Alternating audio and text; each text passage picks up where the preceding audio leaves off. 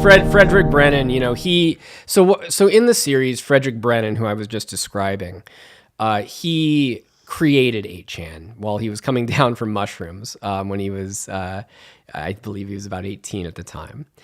He has brittle bone disease. Just a fall could kill him out of bed. So he's very fragile. And he had started to part ways with the current owner-operators of 8chan, Jim and Ron Watkins. And part of what I document in the series is this unraveling of their relationship that then turns into an all-out rivalry where they're essentially trying to put each other in prison on a global scale. And Fred is trying to take down 8chan at all cost. 8chan is, of course, the site where Q was hosted, where Q was anonymously posting these cryptic messages. And Fred took it upon himself to try to destroy the thing that he had created. And so I had cameras in the middle of that, and I was bouncing back and forth between both sides. And what you see later in the series, Jim and Ron Watkins come up with a strategy to get him arrested in the Philippines for what's called cyber libel. In this case, Fred had called Jim senile on Twitter. But he had been levying a lot of attacks, but that was the one that they decided could stick. And it's the justice system, as I think all of these characters would admit, in the Philippines isn't exactly fair. It can be bought. And I don't know exactly if that's what happened or not, but the cyber libel charge looked like it was going to stick. Fred was going to be brought in by the police, and he messaged me saying that he needed to flee the Philippines so that he wouldn't go to prison. And with his condition, he would have likely died in prison for that. So there's no way I could let someone like that in his condition for something they said on Twitter have a death sentence. So I got on a plane and kind of documented his escape as he left his family and everything else behind. And that's just one piece of this story. But in the series, what you see, the rivalry also reveals a lot about who's behind QAnon, and it reveals a lot about the site and the culture from which Q was born, which was, first 4chan, but then 8chan, then 8kun. Yeah, it's number one, it's just such an incredible cast of characters. The characters that just happen to run this weird, dark world of the internet are just so fascinating. Like Jim Watkins and Ron Watkins are such oddballs. They come off so quirky and odd in the show. I don't know if that's how they're like in real life, but they're more quirky and odd in real life. They were on their best behavior when the cameras were on. So if that's any indication, but yes, they were. That is true. They kind of revel in being as absurd as possible. Trying to be as offensive as possible, usually to make each other laugh. But it's kind of like you say awful things long enough, and then you don't even know what you believe or don't believe anymore. You lie often enough, you don't know what's true and what's not, or what you believe or what you don't. So, and I don't know that Ron can even keep track of all of his lies at a certain point. What he's told me, what he hasn't told me. I mean, the first time I went to be with them, film with Jim and Ron Watkins in the Philippines, I don't know if they were expecting that I was going to ask as much about Q as I did.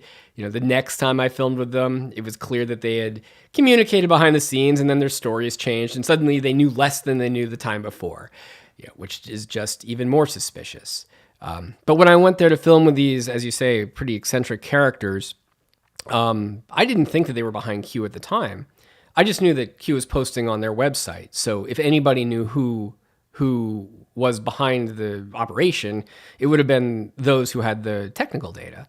But after filming with them that first time, I was just like, well, fuck, these guys are suspicious. So I find myself in the position of trying to explain to a lot of people that I know what QAnon is.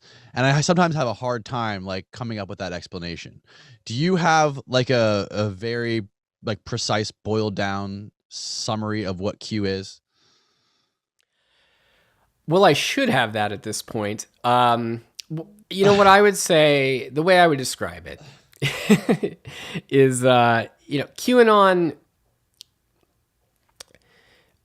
So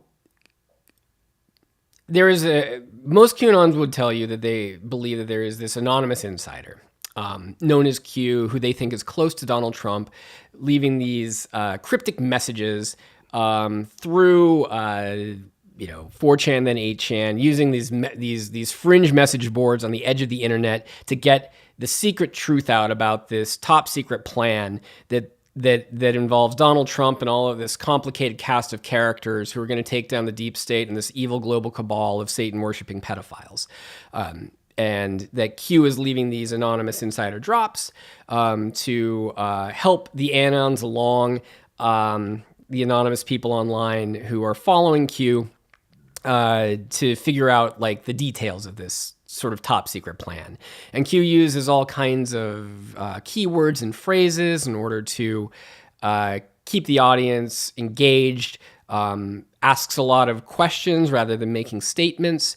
And this is part of the game that Q is playing in order to basically let the Anons who are on the chans come up with new theories as to what all of that means. And so on a long enough timeline, what ends up happening is QAnon becomes this massive big tent for basically every theory or conspiracy theory or whatever you want to call it over time. And not just theories from the past, but it's generating theories in real time. And so if you were to talk to someone who is a QAnon follower or a QAnon believer, they wouldn't necessarily agree with another QAnon follower or believer. They would agree with that first thing that I said, the plan and the taking down of this global cabal, and that there's some government insider who's involved. But they wouldn't agree on who they thought Q was. They wouldn't even agree on the same theories necessarily. So it's really more of like a big tent for believe whatever the hell you want as long as you believe in this sort of core concept and don't question Q. Which has always been the most baffling part of it to me. It's like, one of the mantras that Q would repeat was question everything. Well, that's a reasonable thing, I guess. But you should be able to question something pretty simple, like, okay, is the Earth flat or round? Well, that's a dumb thing to question. I can figure out pretty quickly based on science and things. Okay, let's check that. Well, let's check that one off. The Earth is round. Fine. But what people what happened pretty quickly was that people stopped questioning Q. And it became a problem to question Q or question the narrative or the beliefs around this. So it wasn't question everything anymore, and it became more dogmatic as a byproduct of that.